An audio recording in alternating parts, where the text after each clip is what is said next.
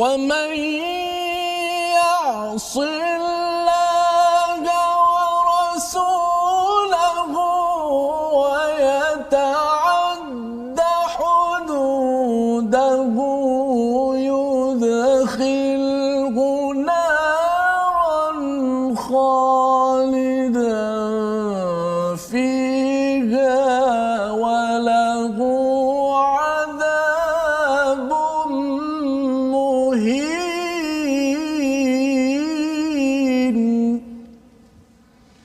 Assalamualaikum warahmatullahi wabarakatuh. Alhamdulillah wassalatu wassalamu ala Rasulillah wa ala alihi wa man wala syada la ilaha illallah syadana Muhammadan abduhu wa rasuluh.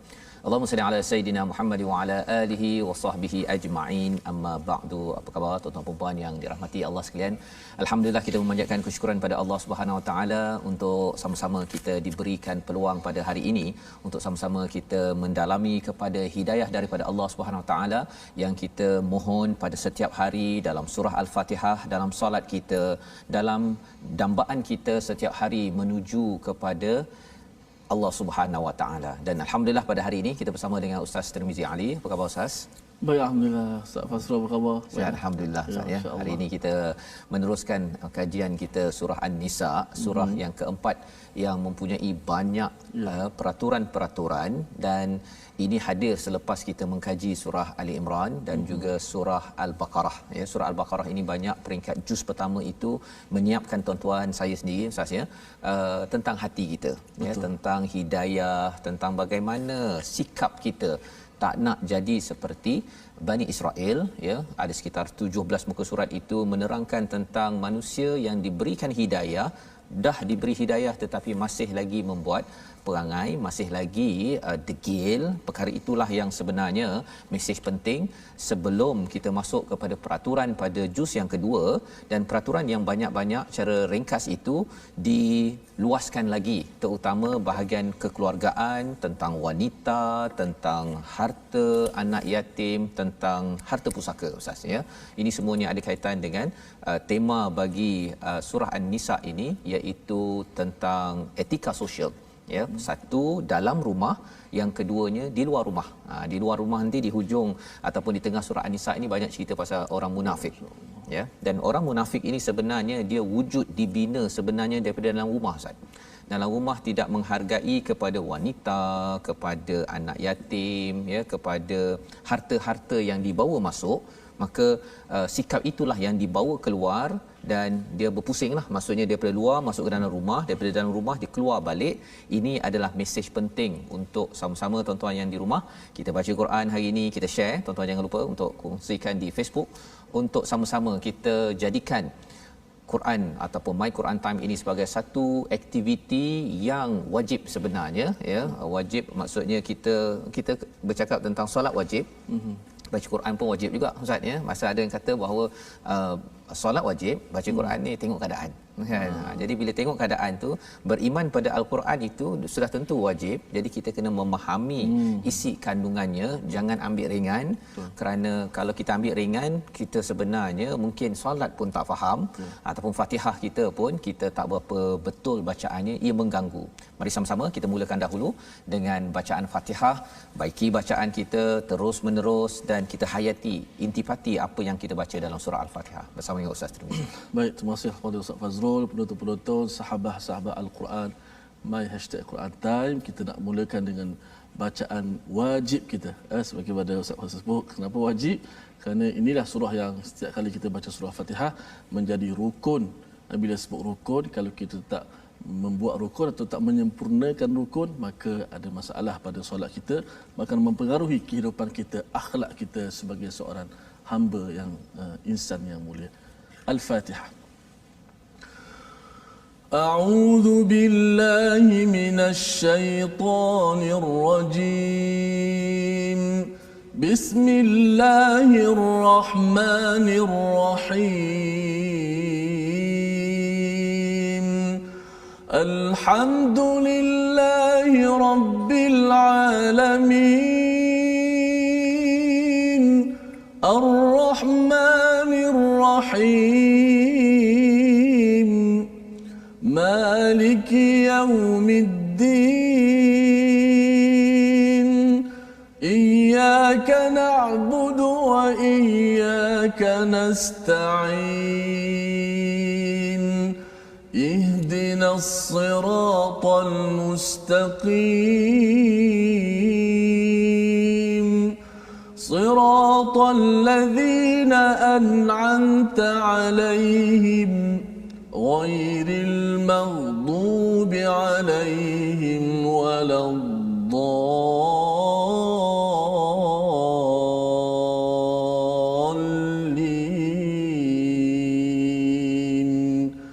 آمين. Amin ya rabbal alamin. Alhamdulillah kita membaca surah Al-Fatihah sebentar tadi untuk kita terus mendapat hidayah, kita memohon hidayah daripada Allah Subhanahu Wa Taala, dan hidayah itu jika kita terus membaca daripada surah An-Nisa ini, orang-orang yang mendapat yang mendapat jalan yang lurus, yang dikurniakan jalan yang dikurniakan pada orang yang mendapat nikmat, sudah tentunya menghargai kepada golongan wanita, menghargai golongan anak yatim. Dan bercakap tentang dua perkara ini membawa kita kepada wasiat dan juga faraid. Wasiat ini maksudnya bila seseorang itu ada ingin memberikan hartanya kepada orang tertentu setelah dia pergi, dan dalam masa yang sama ada faraid. Fardu-fardu, bahagian-bahagian yang wajib diberikan pada anak, pada si isteri, pada si suami, pada ayah, ibu dan sebagainya, yang diperjuangkan oleh Allah Subhanahu Wa Taala. Kerana bercakap tentang wasiat ini, ia hanyalah 1/3 sahaja yang sah, dan selebihnya itu selepas hutang yang pertama, wasiat yang kedua, dan selebihnya itu adalah untuk fard ataupun faraid yang wajib diberikan mengikut peraturan. Apakah sebabnya? Itu yang kita nak belajar bersama pada hari ini. Jom kita lihat sinopsis bagi halaman ke-79, iaitu pada ayat yang ke-12 yang amat panjang itu menyambung kepada ayat 11 malam. Kita berbincang tentang ayat pewarisan dalam sebuah keluarga yang ada pasangan, ada isteri, ada suami, ada adik-beradik. Berapa bahagian yang difardukan, yang ditetapkan oleh Allah Subhanahu Wa Taala. Dan pada ayat 13 hingga 14 Allah membuat satu kesimpulan awal pada surah An-Nisa ini. Ketentuan-ketentuan Allah ini semuanya digelar sebagai hudud, sebagai had-had yang perlu diberi perhatian, dan ada balasan yang baik bagi siapa yang ikut, ada balasan yang besar bagi siapa yang derhaka kepada peraturan ini. Jadi perkara tentang faraid ini adalah satu perkara yang penting, fardu dari segi harta pusaka ini. Jom kita sama-sama menyambung pada ayat 12, satu ayat sahaja. Kita baca dipimpin oleh Ustaz Tirmizi Ali. Silakan Ustaz. Baik, terima kasih Fadil Ustaz Fazrul. Insya-Allah kita nak membaca sambungan Ustaz. Ayat berkenaan dengan pembahagian harta warisan ataupun harta pusaka, bagaimana Islam begitu menitik beratkan soal harta ini. Bukan kita mati begitu saja, bahkan kita meninggalkan harta yang Allah Taala ajar pula macam mana nak uruskan harta. Betul. Supaya kita tahu ataupun keturunan kita yang kita tinggalkan tidak lemah dan meminta-minta kepada orang dan sebagainya. Sebab tu kadang-kadang hari ini ibu bapa meninggalkan aset tanah untuk anak-anak, supaya anak-anak lepas dia meninggal ada harta, supaya tak meminta ataupun melakukan cara-cara yang tak elok, tapi ikut panduan daripada Allah Subhanahu Wa Taala. Jom sama-sama kita baca ayat ini, moga-moga menjadi panduan dalam kita nak membahagikan harta pusaka kepada anak-anak kita suatu hari nanti, insya-Allah.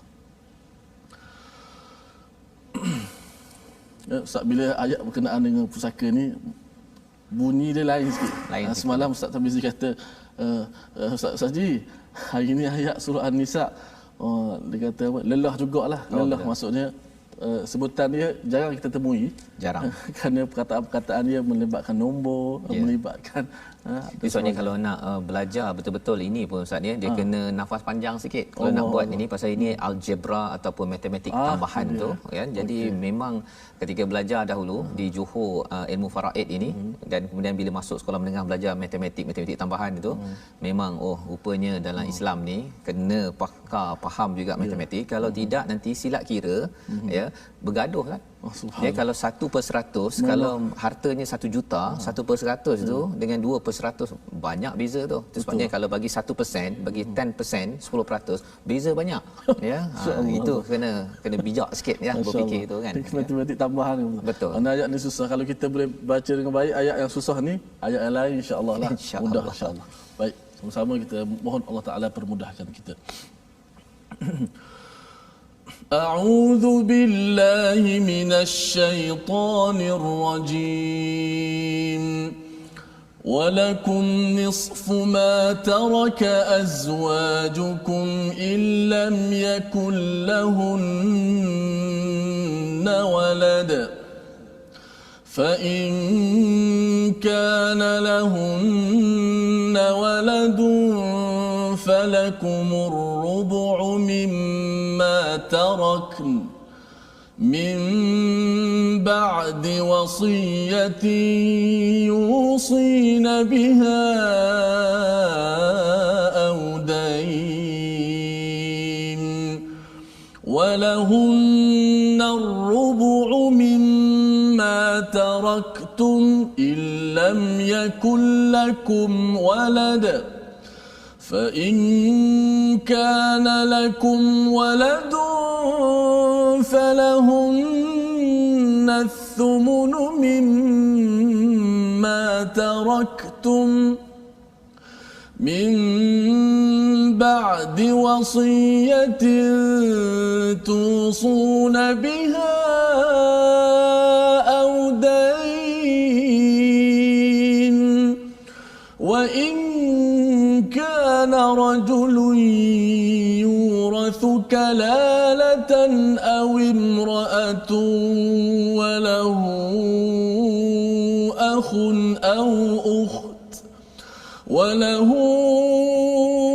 أخ أو أخت فلكل واحد منهما السدس فإن كانوا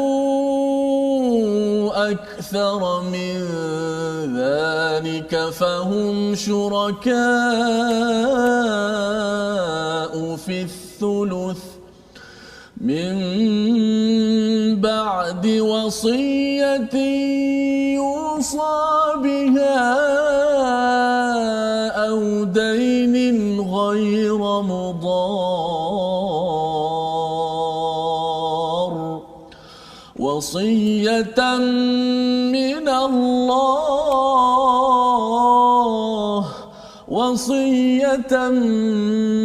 الله والله عليم حليم صدق الله العظيم. Surah Al-Azim. Terima kasih Ustaz. Satu ayat sahaja sebentar tadi ya. Ayat 12 ini sebenarnya dia berpasang dengan ayat 11 yang kita bincangkan semalam, dan format yang Allah turunkan ini pun pada ayat 11 ada kesamaan dengan ayat yang ke-12 yang kita nak tengok bersama-sama. Okey, jom kita sama-sama lihat. Dan bahagianmu suami-suami adalah 1/2 daripada harta yang ditinggalkan oleh isteri-isterimu jika mereka tidak mempunyai anak. Ya, jadi di sini saya tak bercadang untuk lihat dia punya 1/2, 1/3 tu Ustaz ni, tapi kita paling kurang pun kita akan nampak dia punya apakah roh di sebalik perkara ini ya. Jadi maksudnya bagi yang berumah tangga ya, bila isterinya meninggal ada bahagian bagi si suami dan sebaliknya ya. Jadi kalau suami dapat 1/2 daripada harta yang ditinggalkan oleh isterinya jika mereka tidak mempunyai anak. Ya, pasal apa? Pasal mereka tak ada anak. Jika mereka mempunyai anak, isteri ada anak, maka kamu mendapat 1/4 daripada harta yang ditinggalkan. Maksudnya 1/4 lagi tu dia sampai pada anak lah ya. Jadi kurang sedikit, pasal anak pun ada bahagian juga. Tapi kalau tak ada anak, maksudnya dia dapat 1/2. Okey, dan Allah mengingatkan, menariknya dalam ayat yang ke-12 ini berbeza sedikit dengan ayat yang ke-11 ya, kerana di dalam ayat yang ke-11 ini Allah di hujung sekali itu ya, Allah nyatakan, kalau tuan-tuan rujuk kepada muka surat 78, ada mim ba'di wasiyatin yusi biha audain ya. Semua pembahagian itu dibuat selepas kita dah selesaikan isu wasiat dan juga hutang ya. Maksud paling utama sekali hutang ya, kemudian wasiat ya, wasiat, kemudian yang ketiganya faraid ini. Jadi hutang perlu kena semak balik, kalau katakan si suami ke si isteri ke anak ke, semak hutang dia, cek dengan bank balik ya, pergi kepada AKPK ke Sitris ke apa semua istilah-istilah tu untuk kita tahu hutangnya ada ke tak ya. Kadang-kadang mungkin dia tak beritahu ya, tapi yang terbaiknya tuan-tuan ialah kalau boleh hutang kita tu dicatat dan diberitahukan, ada satu file ke, ada satu dokumen dalam komputer ke, hantar email kepada isteri ke suami ke apa sebagainya, untuk pastikan ada orang yang tahu pasal hutang kita. Pasal isu hutang ini adalah perkara yang berat. Sebagaimana kita dalam surah Al-Baqarah itu ayat paling panjang adalah berkaitan dengan hutang. Jadi hutang yang pertama, yang keduanya wasiat. Kalau kita ada nak wasiatkan sesuatu yang kereta ini nak bagi pada pusat tahfiz ke, nak bagi pada anak pertama ke sebagainya, itu dalam wasiat. Dan wasiat itu hanya layak untuk 1/3 saja daripada harta. Itu kena ingat juga. Dah selesai hutang, okey, kemudian ada bahagian yang berbaki, 1/3 saja untuk wasiat. Ya, 2/3 lagi untuk faraid ini tadi. Wasiat 1/3. Kalau kita wasiat separuh tak boleh, Ustaz. Tak boleh. Saya nak wasiat ke anak saya, katakan separuh daripada harta saya. Tak boleh. Ya, itu 1/3 sahaja ya. Ini ada perbincangan di kalangan ulama ya. Pada hari ini kita ambil ringkas sahaja untuk kita memahami perkara ini. Jadi kalau di dalam ayat yang ke-11 malam hanya sekali saja muncul peringatan Allah setelah uruskan faraid ini, okey, bahagian-bahagian ini selepas wasiat dan hutang. Tetapi bagi ayat yang ke-12 ini Ustaz, 3 kali Allah ulang. Okey, mari kita tengok. Jadi bila dah suami tak ada anak, dapat setengah. Jika mereka mempunyai anak, isteri yang meninggal itu ada anak, maka kamu mendapat 1/4 daripada harta yang ditinggalkan setelah dipenuhi wasiat dan juga dibayar hutang. Pertama, ya. Kemudian sambung lagi. Para isteri memperoleh 1/4, ini isteri pula kalau suami meninggal, 1/4 daripada harta jika tidak mempunyai anak. Ya, jika ada anak maka dapat 1/8, kurang lagi. Ya, kurang lagi. Pasal si isteri bukan wajib memberi nafkah. Yang wajib kalau dia berkahwin dengan suami baru, dia tetap juga dapat harta tu untuk dia. Ya, jadi dia dapat, kalau dia ada anak, suami tu ada anak, 1/8. Diingatkan lagi sekali, setelah dipenuhi wasiat yang kamu tinggalkan atau dibayar hutang. Maksudnya dua itu perlu diberi perhatian. Jika seseorang, sambung lagi, jika seorang meninggal, baik lelaki yang maupun perempuan, yang tidak meninggalkan ayah dan tidak meninggalkan anak, tetapi mempunyai seorang saudara lelaki atau seorang saudara perempuan, maka bagi masing-masing saudara itu 1/6 ya daripada harta. Jika saudara seibu itu lebih daripada seorang, maka mereka bersama-sama dalam bahagian yang 1/3 itu setelah dipenuhi wasiat dan hutang. 3 kali. Ustaz ya. Jadi pembahagian tadi itu, kalau katakan ada anak, suami ada anak, suami tak ada anak ya, isteri ada anak, tak ada anak, dan juga kalau ada akhun ataupun ukht, ada saudara lelaki ataupun saudara perempuan sebapa, seibu, itu semuanya ada bahagian ya masing-masing. Jadi perkara ini kita kena faham secara komprehensif, pasal bila bercakap tentang 1/2, 1/3, 1/6 ini dia melibatkan peratus, Ustaz ya. Ya. Jadi kalau peratus, dia mestilah dia kalau matematik ini, dia akhir sekali harta itu 100%. Tak boleh pula harta itu jadi 200% ke ataupun 160 bahagian ke, tak mungkin ya. Dia mesti 100%. Jadi bila kita buat matematik tambahan ni, algebra ini, kalau kita kali-kalikan, dia akhirnya apa yang berlaku ialah dia boleh sampai 100, 200, 160 bahagian. Ya, tapi bahagian 160, tapi dia masih lagi 100%. Jadi ini yang perlu kita beri perhatian. Jadi 3 perkara ataupun 3 kali Allah ulang tadi itu, mengapa? Pasal salah satu daripada isu pada muka surat 11, tak berapa banyak diulang tentang hutang dan juga wasiat tadi. Pasal bila isu dalam keluarga, anak bahagian masing-masing, dia biasanya tak ada masalah sangat. Betul. Tapi dah melibatkan suami, isteri, dan melibatkan ayah, mak, melibatkan adik-beradik, luar rumah ya, yang biasanya tak tinggal dalam satu rumah, yang itu orang kalau boleh dia nak maksimum, Ustaz. Maksimum. Dia kalau boleh dia tak nak selesaikan hutang si mati, ataupun kalau katakan si suamilah ya, si suami itu meninggal, ada wasiat. Kalau boleh adik-beradik dia ke orang luar rumah dia tak nak tahu pasal wasiat tu. Pasal bila wasiat, kalau dapat pada orang luar rumah okey. Tapi kalau dapat orang dalam rumah, contohnya ada 100,000 lah, Ustaz ya. Bila dia wasiat 30,000, dah kurang dah. Jadi 70,000 itu yang baru dibahagi-bahagikan pada orang luar rumah. Dan biasanya ini melibatkan pergaduhan. Ya.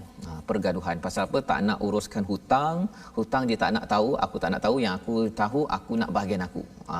Perkataan itu melambangkan seseorang itu sebenarnya tidak membaca ayat 12 ini. Itu sebabnya bila saya baca ayat ini Ustaz ya, sebuah keluarga tak kisahlah kaya ke, ada satu motor kecil pun kan, ataupun ada bangsal ke, ada apa lagi Ustaz yang kecil-kecil harta, kena baca surah An-Nisa ini. Betul. Pasal bila dia boleh ada nilai, adik-beradik boleh bergaduh, boleh bermasam muka pasal apa? Pasal awal hari itu okey, alah tak apalah kan. Tapi bila tahu dalam akaun ada 100,000, ada rumah sebiji kan, hadiah daripada mana-mana dapat sebiji, pada waktu itu rumah itu macam mana?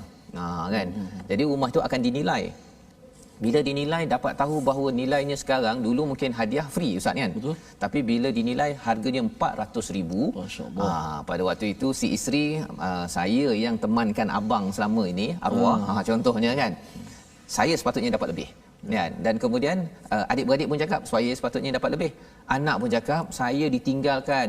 Dulu suami saya tinggalkan saya pergi, Masa-masa ikut kehendak sendiri. kehendak sendiri. Pasal dia rasa bahawa dia berkorban masa pada waktu si suami itu hidup. Jadi waktu itu dah nak menuntut bahagian masing-masing. Dan ini yang menyebabkan banyak pergaduhan dalam keluarga. Dan Allah tahu perkara ini. Betul. Allah beritahu 3 kali hutang utamakan, wasiat kena utamakan, dan Allah akhirkan dekat situ dengan perkataan apa? Mim ba'di wasiyatin yusa biha audain ghairu mudar. Ada perkataan ghairu mudar. Kalau di dalam ayat yang ke-11, audain habis. Tak ada ghairu mudar. Ghairu mudar tak ada.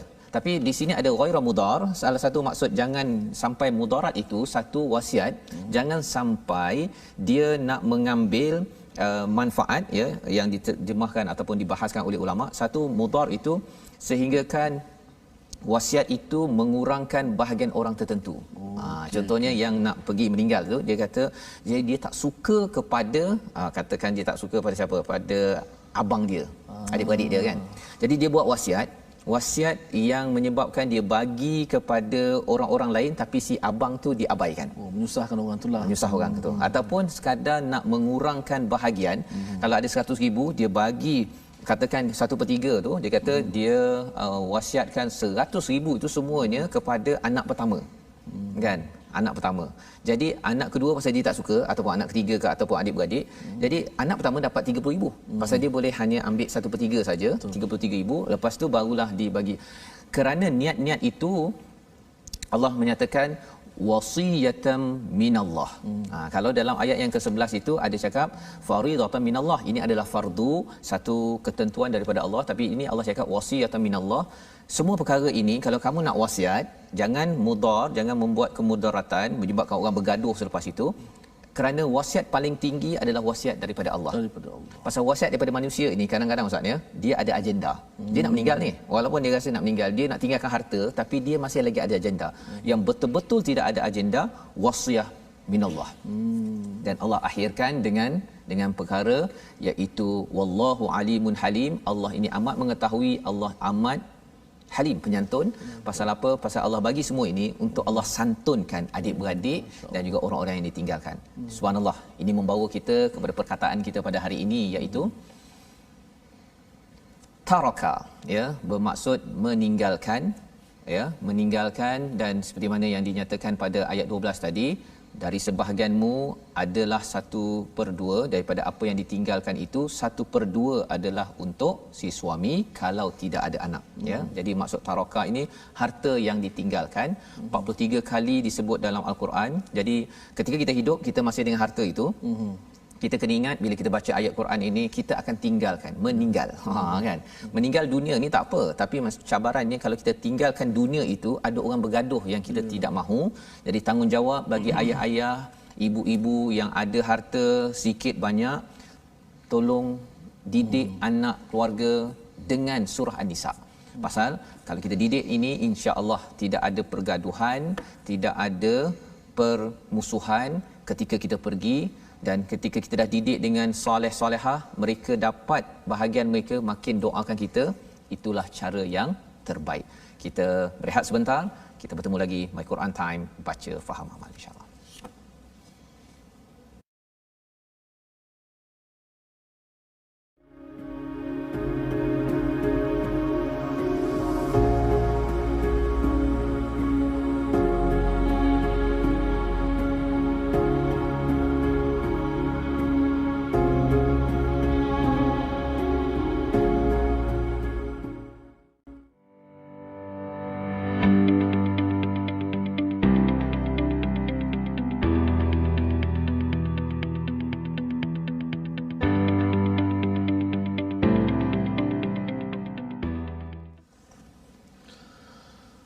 Wasiyatan min Allah wallahu alimun hakim. Inilah wasiat daripada Allah dan Allah Taala Maha mengetahui dan Maha menyantun. Alhamdulillah, terima kasih kepada semua penonton-penonton My Quran Time yang sentiasa istiqamah bersama dengan kita. Hari ini silibus kita cukup mencabar berkenaan dengan ilmu faraid yang sebenarnya memang tak ramai di kalangan manusia-manusia ini mendalami ilmu faraid, dan kita dianjurkan untuk belajar ilmu ini agar tadilah sebagaimana Ustaz Fah sebut, maknanya apa yang saya faham tadi, perkara pertama yang kita lakukan selepas si mati meninggal ialah cek hutang dia dulu. Ada hutang, bukan tu ambil harta pusaka, jangan terus bahaya ambil itu.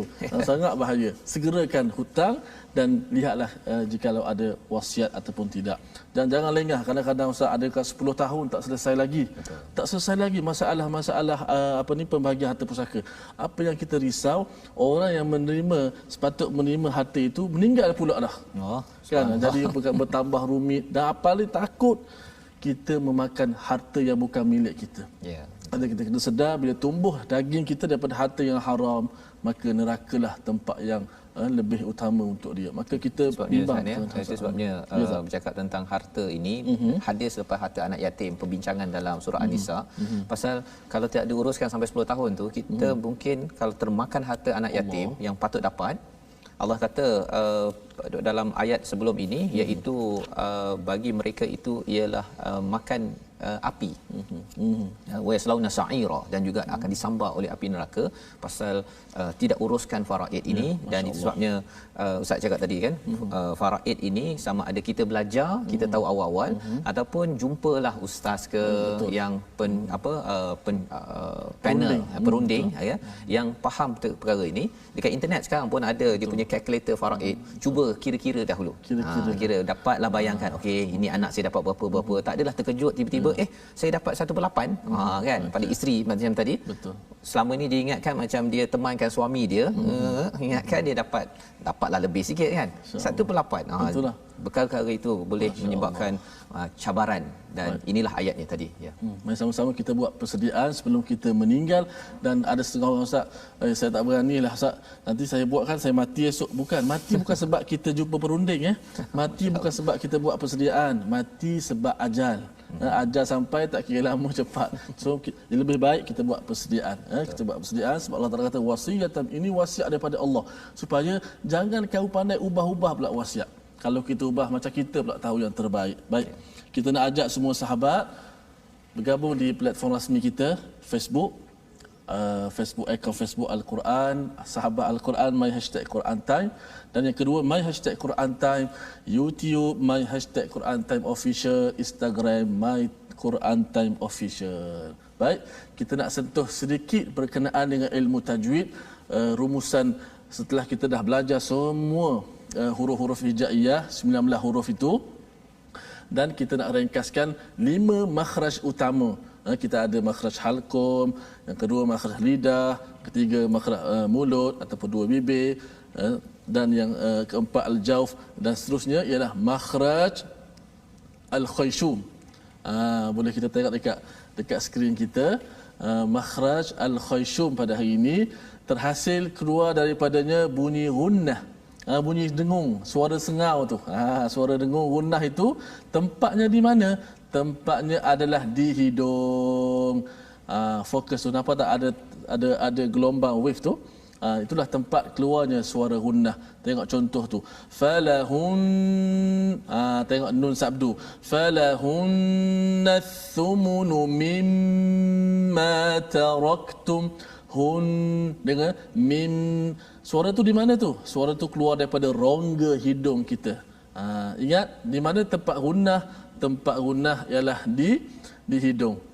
So sidang penonton, sahabat-sahabat Al-Quran, di tangan saya ni ialah gambar gigi, gambar lidah. Saya nak tunjuk, nak guna ni sebenarnya.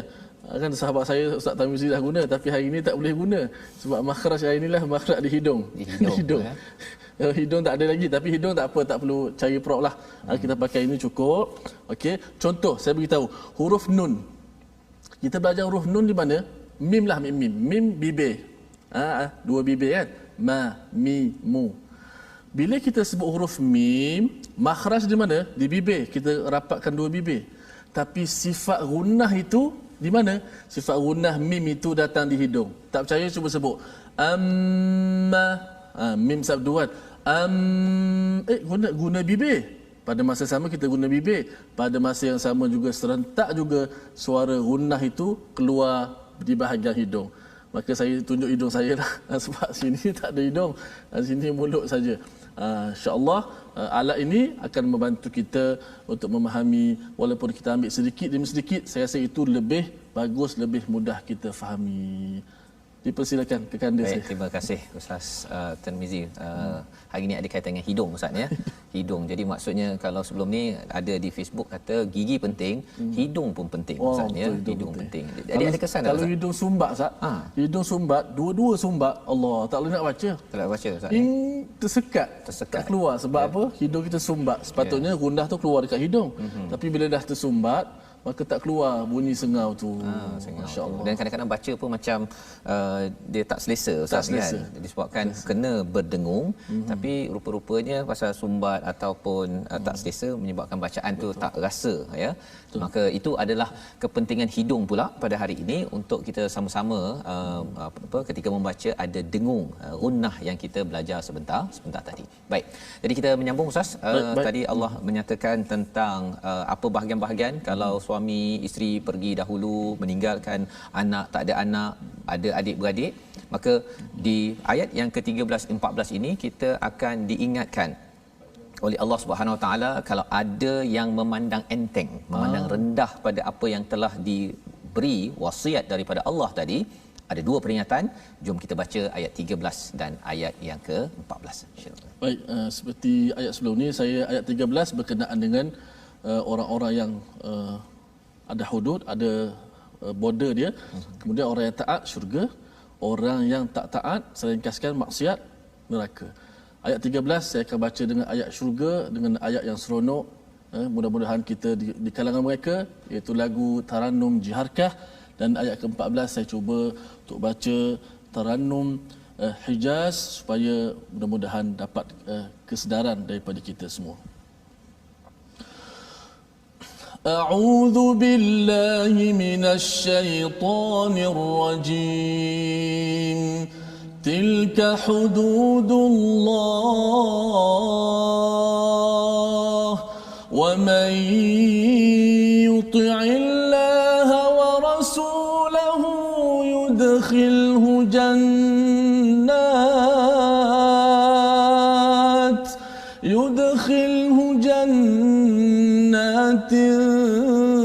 تجري من تحتها الأنهار خالدين فيها وذلك الفوز العظيم ومن يعص الله ورسوله ويتعد حدوده يدخله نارا خالدا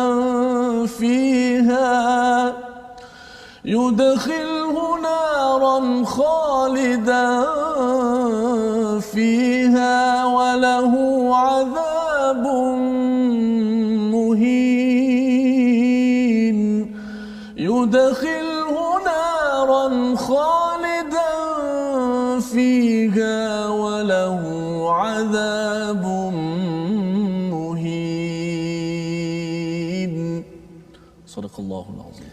Surahul Azim. Inilah ayat 13 hingga 14. Ini adalah penerangan ataupun peringatan daripada Allah Subhanahu Wa Taala bagi orang-orang yang mengambil serius tentang intipati daripada surah An-Nisa sampai tahap ini ya. Kita sudah pun belajar 12 ayat, dan yang lebih kritikal lagi apabila bercakap tentang hukum faraid, iaitu apabila kita menunaikan tanggungjawab kepada si mati. Maksudnya bila ada harta, kita bayarkan hutang dia satu. Kemudian kita cuba bantu untuk menunaikan wasiat dia. Dan yang ketiganya ialah kita tunaikan, bahagikan mengikut faraid yang ditentukan oleh Allah Subhanahu Wa Taala. Jadi bila cakap tentang wasiat ini dia bergantung kepada si mati kan. Orang yang pergi itu dia nak bagi lebih ke kurang ke apa ke, itu terpulang 1/3 maksimum. Tetapi sebelebihnya itu diperjuangkan oleh Allah Subhanahu Wa Taala mengikut panduan ini. Ya, jadi mungkinlah ada orang baik dengan si mati tersebut, dia mungkin dapat wasiat, okey dia dapat ini, dapat itu, tetapi itu hanyalah 1/3 daripada harta yang ada jika telah dinilaikan semua setelah membayar hutang. Jadi Allah menyatakan semua aktiviti ini renyah juga Ustaz. Ya, saya ada jumpa seorang konsultan tu, dia nak jumpa kepada syarikat-syarikat ataupun tuan punya syarikat besar contohnya kan. Ataupun dia kadang-kadang dia nak bagi khidmat percuma je, dia kata susah betul nak dapat kerjasama, ya. Dia nak bagi penerangan tentang wasiat pun ramai orang tak nak dengar. Pasal bila cakap tadi lah Ustaz ya, bila buat wasiat dia ingat macam dah dekat nak mati kan. Padahal sebenarnya kalau tak nak buat wasiat okey ya, maksudnya dia tak ada dia serahkan semuanya harta untuk difaraidkan. Tapi kalau dia rasa ada sesuatu yang dia nak wakafkan untuk masjid ke, untuk dia masih lagi bukan sekadar bagi pada anaknya saja, inilah peranan wasiat ya setelah dia pergi nanti. Betul Ustaz, kadang-kadang isteri timbul kesedaran, tapi bila beritahu kat suami marah pula si suami. Buat terbiak ke apa? Nak suruh aku mati cepat ke? Allah sultan. Itu sebabnya mengapa si suami kena dengar ayat ini. Kena bagi nasihat. Bagi para suami kena melihat kepada ayat ini. Pasal apa? Pasal kalau kita tak nak bagi wasiat tak apa. Kalau tak nak kan, langsung tak nak. Tapi kalau kita rasa macam kita dah belajar daripada surah Al-Baqarah, surah Ali Imran, kita nak infak. Mungkin sekarang ni infak mungkin sedikit. Tapi bila katakan nanti rumah yang ada, pejabat yang ada dinilaikan balik, nilainya 1 juta contohnya, nak bagi 50% untuk program Quran contohnya Ustaz kan, dah ada kesedaran saya dapat macam-macam, maka peranan itu hanya dapat direalisasikan bila kita buat wasiat. Harapkan kita bagi pada anak, pada isteri, harapnya mereka akan sumbangkan 50%, itu tidak ada kepastian. Tidak ada kepastian ya. Jadi bila dah wasiat, maksudnya kita dah meninggal, kita kata nak 50% pun sebenarnya hanya sah untuk 1/3 harta saja. Okay. Jadi kalau nak betul-betul 50%, bagi daripada harta, bagi waktu hidup. Ya, jadi infak waktu hidup dan infak kita ketika kita sudah pergi meninggal ini dengan wasiat dan diikuti dengan faraid. Ini semuanya bawah infak kita. Baik. Jadi Allah menyatakan tilka hududullah ya, semua itu adalah batas-batas hukum daripada Allah Subhanahu Wa Taala. Jadi ini perlu kita faham, pasal ada orang faham hudud hanyalah kalau mencuri potong tangan kan. Kalau katakan buat jenayah dalam Islam ini, dalam syariat Islam kena denda, itu hudud. Rupa-rupanya ini pun hudud sah. Ini hudud. Ya, kalau dalam surah Baqarah ada qisas, itu sebagai hudud Allah juga. Di sini juga ada hudud. Jadi kalau orang kata kita nak memperjuangkan hudud, kena pastikan faham juga faraid. Jangan kata jom kita perjuangkan hudud, dia nak yang bab potong tangan dan juga yang bab hukuman jenayah, itu betul, itu memang perlu diteruskan. Tapi kena pastikan jangan sampai dalam rumah bergaduh sampai bergaduh sampai 7 keturunan kerana tidak memahami hudud yang sebenar-benarnya daripada Allah. Hudud ni adalah jamak ataupun plural kepada had Ustaz ya. Had. Kalau dalam matematik tambahan Ustaz, dia ada istilahnya had. Ya, kalau katakan ini matematik pula Ustaz, saya tak naklah terangkan lebih kan. Tapi kalau katakan sesuatu masalah ada, kalau tidak ada had, menyebabkan kita tak boleh selesaikan masalah itu. Itu sebabnya hudud Allah ini contohnya kita menutup aurat ya, kita ikut syariat. Menutup aurat ini adalah had Allah. Jadi bila kita buat, kita mudah selesaikan masalah. Betul. Kalau kita tak ikut hudud Allah dalam kes faraid ini, memang bergaduhlah. Betul. Bergaduh. Ayah dah pergi, mak dah pergi ya. Dulu mak ayah pergi berjalan bercuti sama-sama, memang hari raya memang bersalam-salaman, tapi disebabkan tak menjaga hudud Allah, tak nak balik kampung Ustaz. Tak nak balik kampung pasal dia kata itu sepatutnya 1/5 tu bahagian saya, tapi adik ambil rumah. Rumah pusaka yang dah nak runtuh pun kan. Tapi pasal hati manusia ya, itu sebabnya Allah cakap wallahu alimun halim di hujung ayat 12 itu. Allah tahu sebenarnya manusia ni ialah kita diciptakan oleh Allah Subhanahu Wa Taala. Jadi Allah kata ini adalah hudud Allah, jaga betul-betul ya. Wa may yuti'illah, siapa yang taat kepada Allah dan Rasul, yudkhilhu jannatin tajri min tahtihal anhar, dia akan dimasukkan ke dalam jannah tajri min tahtihal anhar, di bawahnya ada sungai. Maksudnya ini ganjaran yang kita inginkan. belajar faraid ataupun tanya ustaz ikut pada peraturan penasihat untuk ikut peraturan selepas nak bagi harta ini, rupa-rupanya ini peluang masuk syurga Ustaz. Peluang masuk syurga, dapat syurga yang luas ya, ada sungai di bawahnya, kekal di dalamnya. Lebih berharga lagi daripada harta pusaka yang tadi itu ya. Tetapi kalau dengan harta pusaka menyebabkan bergaduh, boleh ada orang sampai berbunuh Ustaz. Ada orang yang berbunuh pasal dia bunuh salah seorang, nanti katakanlah ya, katakan saya pernah main kalkulator faraid tu, kalau katakan tak ada anak ya, maksudnya dia dapat kepada adik-beradik si mati. Jadi ada orang dia pergi bunuh anak orang agar nanti dia faraid, dia nak ikut faraid kan, tapi dia pergi bunuh orang. Yang itu sebenarnya dapat harta dapat harta sikit, tapi rupanya dekat sana tak dapat syurga yang khalidina fiha wa dzalikal fawzul azim. Ini adalah fauz. Apa maksud fauz? Fauz ini adalah kita dapat ganjaran yang baik, tercegah daripada perkara yang tidak baik, yang amat hebat daripada Allah. Pasal apa? Dapat syurga. Ya, dapat syurga, lepas tu jumpa pula dengan ayah, mak, dengan bahagia di sana. Subhanallah. Inilah ganjaran kerana belajar faraid ataupun kita mengambil berat tentang wasiat, hutang dan juga faraid ini sendiri.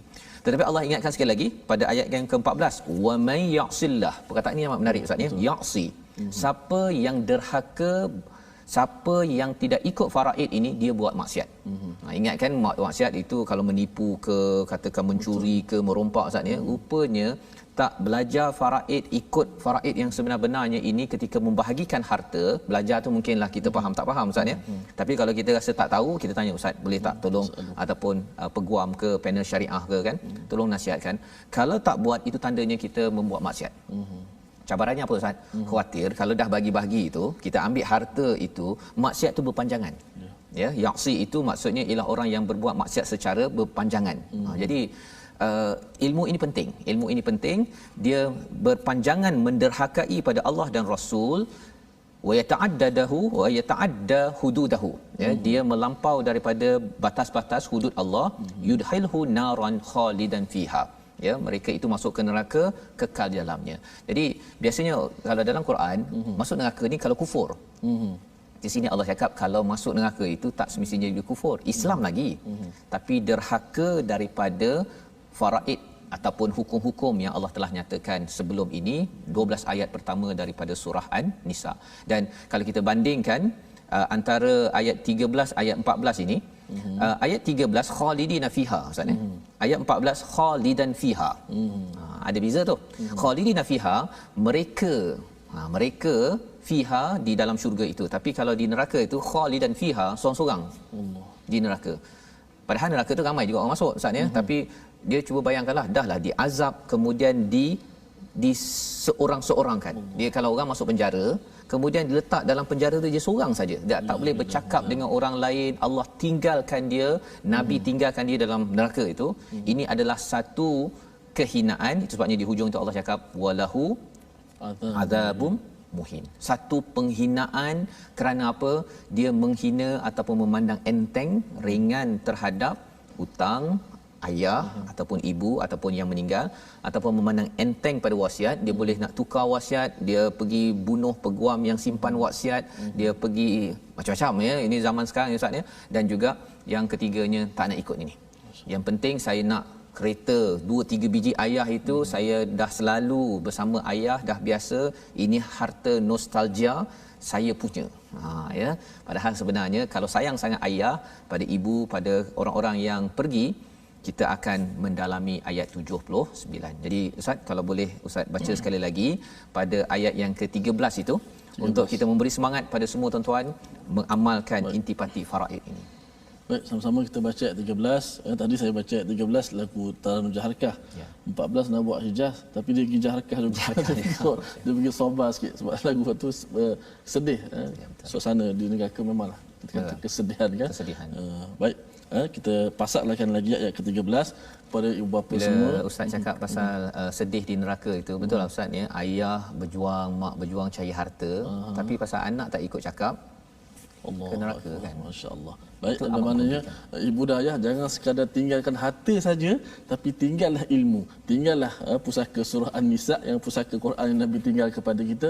Kena tinggalkan ilmu dan iman. Kalau tidak tinggal harta saja, belum tentu menjamin keselamatan dunia akhirat. Dunia lagi mudah porak-poranda. Baik, sama-sama kita pasakkan ayat ke-13, border yang Allah Taala tetapkan. Auzubillahi minasyaitanirrajim. Tilka hududullah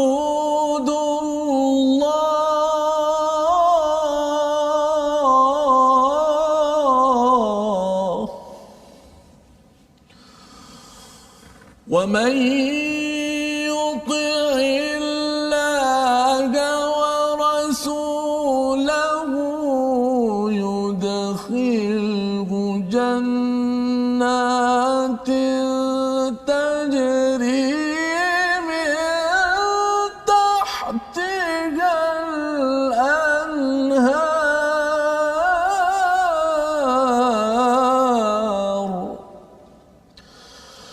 يدخله جنات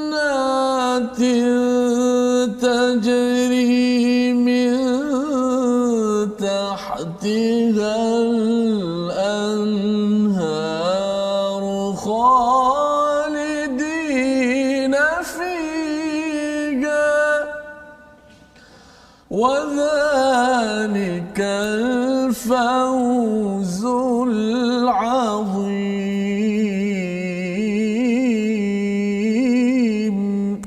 صدق الله العظيم.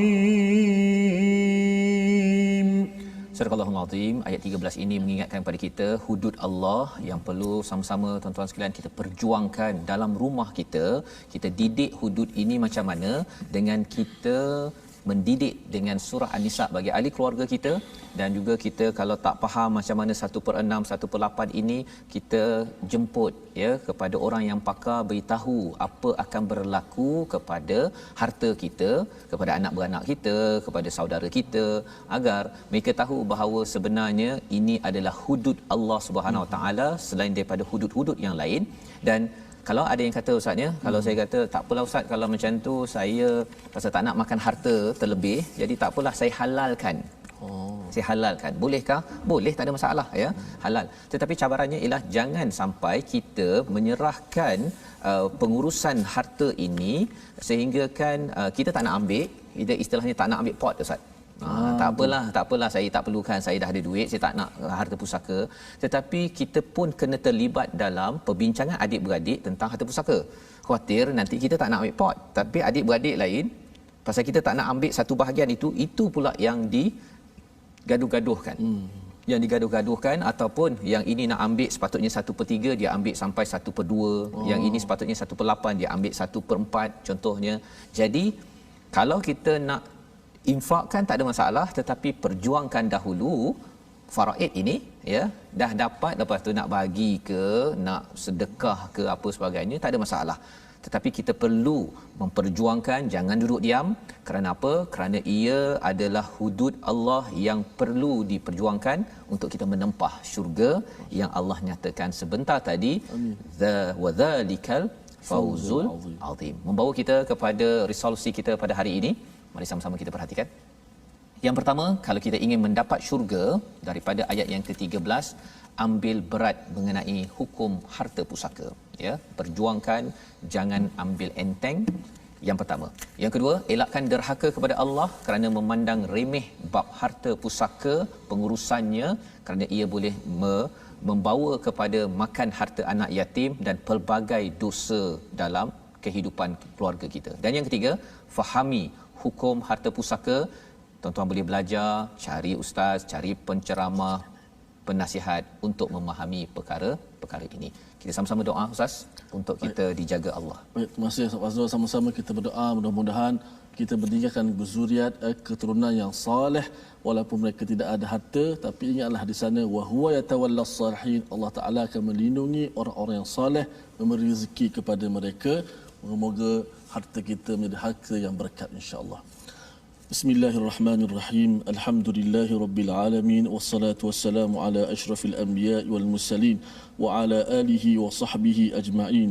Ya Allah Tuhan kami, Engkau kurnialah kepada kami harta yang berkat ya Allah. Ya Allah, Kau kurnialah kepada kami harta yang berkat lagi halal ya Allah. Ya Allah, kurnialah kepada kami anak-anak yang saleh ya Allah. Kurniakanlah kepada kami keberkatan kepada harta dan anak kami ya Allah. Ya Allah, kurnialah kepada kami apa-apa yang Kau kurniakan kepada kami, berkatilah akannya ya Allah.